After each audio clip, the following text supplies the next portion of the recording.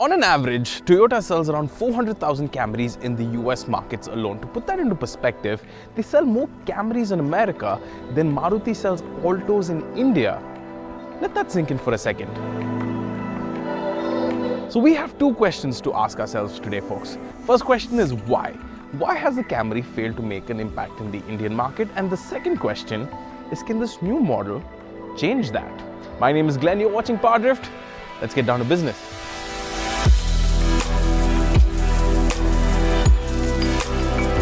Now, the first problem, in my opinion, with the previous model is that it just didn't look or feel premium enough. When you put down so much money for a car, you want to be wooed. You want something a little extra.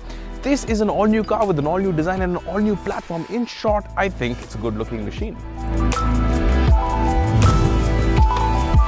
From the front, it's imposing to say the least. I really like the design of the new bumper. It's wider to emphasize the improved dimensions of the car. You also have this aggressive hood that looks very un-Camry-like, if that's a word. Also, Toyota badge with the blue logo, which means that it's obviously a hybrid, but the more you look at it, the more you notice these subtle little details, especially here in the LED headlamp cluster. You have new design for the LED DRLs, which look particularly interesting. And here you have a new dual beam setup for the LED headlamps that are also smarter than before. They're auto self-leveling, which means that depending if you're driving on slopes or crossing railway crossings, the car will automatically level the headlamps for you.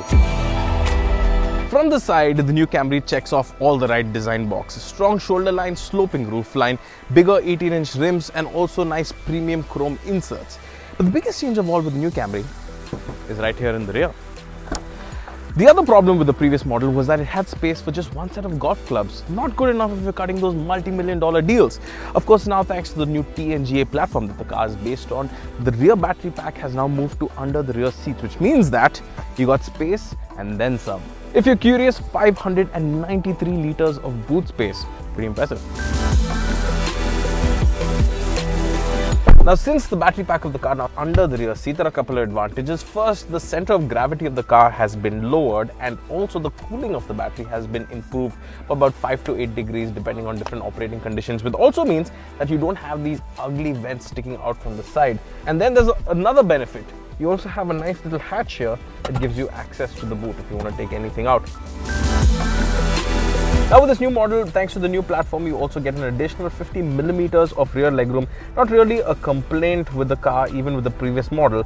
The rear seats that can recline by up to 8 degrees. The buttons have been replaced to this new high-tech capacitive display system.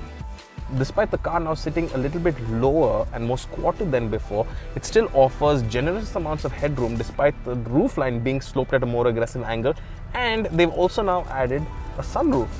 Pretty cool. You also have a button for the rear sunshade. Like before, the Camry offers 3-zone climate control with Nano E technology. Now, this technology has been developed by Panasonic Technology specifically for keeping food fresh by charging the water molecules in the air. What this basically means for you is the air conditioning system will keep your skin moisturized throughout the day, which in this weather is a pretty cool thing. Let's check out the front.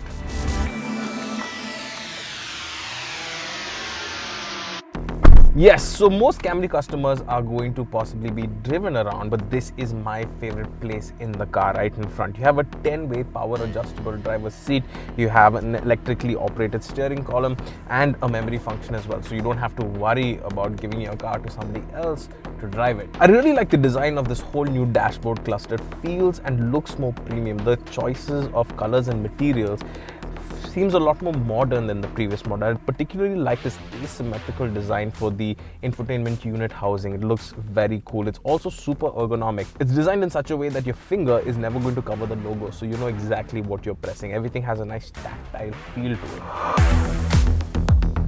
Then it also offers a wireless charging cradle right here that's nicely integrated into the central console, and if you push it in, you get a little bit more space underneath it. If you don't have a phone that has wireless charging capability, don't worry. It's got 3 fast charging USB ports in and around the cabin as well. Now the infotainment unit also comes equipped with a 9-speaker JBL audio system that sounds really good.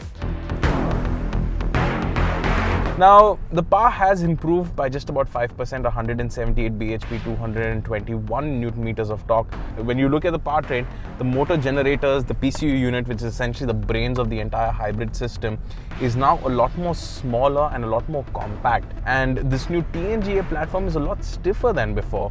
What this all translates to is the fact that this car actually handles pretty well. Aiding to that, they've also given this car for the first time driving modes. So you have 3 driving modes: Eco, Normal and Sport. When you put it in Sport, the colors on the MID display turns red, the steering becomes heavier, which gives you a little bit more feedback. The suspension setup is nice and supple, so it does absorb the bumps and all the undulations on the road really well. But the entire focus of the car, including the body, has been designed to be as aerodynamically efficient. Now, Toyota also claimed that the car is a lot more efficient than before. They say that it gives returns about 23.5 kilometers per litre.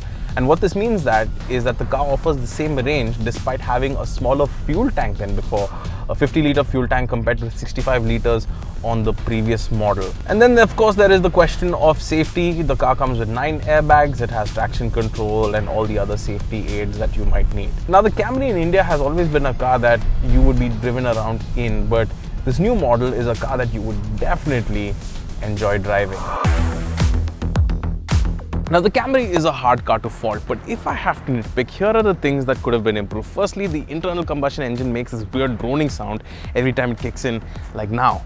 Then it would have been nice to have Apple CarPlay, Android Auto, especially in this day and age, and also a powered tailgate. Now, the reason why I think the Camry has been such a success globally is because of the fact that it's a car that has never really adopted to hard and fast design rules of heritage or anything like that. It's a car that's been able to adopt to what customers truly want, and this new car is a perfect reflection of that. It's better looking, it's packed with more tech features, and it comes in a little bit cheaper at 36.95 lakh rupees ex-showroom New Delhi. But the most important thing that appeals to me with this new car is that I think that the Camry is finally really cool. What do you think? Let us know in the comment section below. My name is Glenn. This is the first quick drive of the new Camry. I will see you in just a bit. Bye-bye.